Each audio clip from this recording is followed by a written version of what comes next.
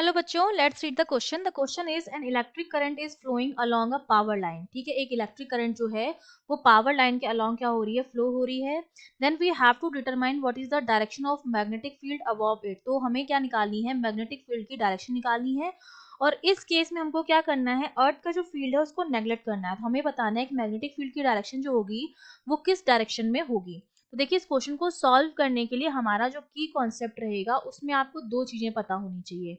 एक तो इसमें आपको पता होना चाहिए फैराडे का इंडक्शन लॉ क्या है। ठीक है, फैराडे का इंडक्शन लॉ आपको पता होना चाहिए। और दूसरा आपको पता होना चाहिए कि जो हम मैग्नेटिक फील्ड की डायरेक्शन निकालते हैं वो हम मैक्सवेल के राइट हैंड रूल से निकालते हैं। ठीक है, और ये राइट हैंड रूल क्या कहता है कि जो हमारी कर्ल फिंगर्स होती हैं वो हमें बताती हैं मैग्नेटिक फील्ड की डायरेक्शन को। ठीक है, बी की डायरेक्शन को हमें बताती हैं। तो देखिए, फैराडे का इंडक्शन लॉ क्या कहता है कि अगर हमारे पास कोई करंट कैरिंग कंडक्टर है तो उसके चारों तरफ क्या हो जाएगा, अगर हमारे पास कोई करंट कैरिंग कंडक्टर है तो उसके चारों तरफ एक मैग्नेटिक फील्ड जो होता है वो इंड्यूस हो जाता है। ठीक है, और ये मैग्नेटिक फील्ड जो होता है वो एक सर्कुलर लूप में इंड्यूस होता है। ये कहता है फैराडे का इंडक्शन लॉ। और जो डायरेक्शन होगी मैग्नेटिक फील्ड की वो हम निकालेंगे मैक्सवेल के राइट हैंड थंब रूल से। राइट हैंड थंब रूल से जो कहता है कि अगर थंब को हम करंट की डायरेक्शन में करते हैं तो हमारी जो कर्ल फिंगर होती हैं वो डायरेक्शन बताती हैं मैग्नेटिक फील्ड की। अब देखो, सर्कुलर लूप में हो गया हमारा मैग्नेटिक फील्ड। अब डायरेक्शन अगर हमें निकालनी है तो हम क्या करेंगे, अपने करंट कैरिंग कंडक्टर को होल्ड करेंगे अपने हैंड में, राइट हैंड रोल में।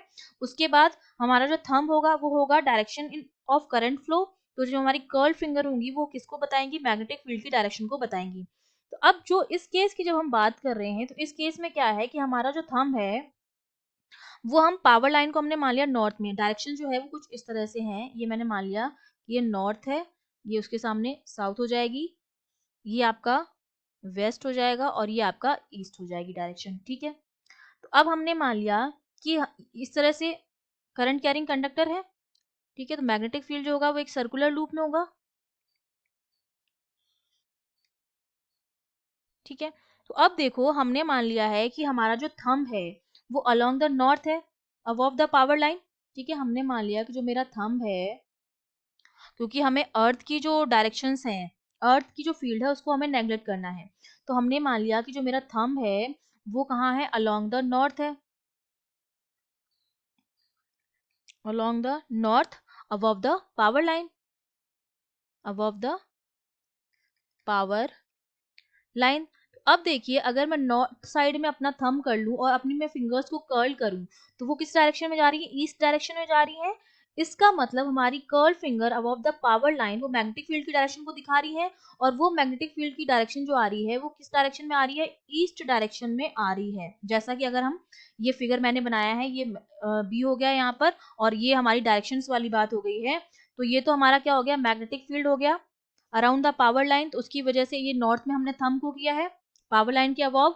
तो हमारी कर्ल फिंगर जो जा रही है वो इस डायरेक्शन में जा रही है, जो किसकी डायरेक्शन को दिखाएंगी, मैग्नेटिक फील्ड की डायरेक्शन को दिखाएंगी। तो हमारा आंसर क्या हो जाएगा, हमारा जो मैग्नेटिक फील्ड आएगा वो किस डायरेक्शन में आएगा, ईस्ट डायरेक्शन में आएगा। I hope you understood well. All the best.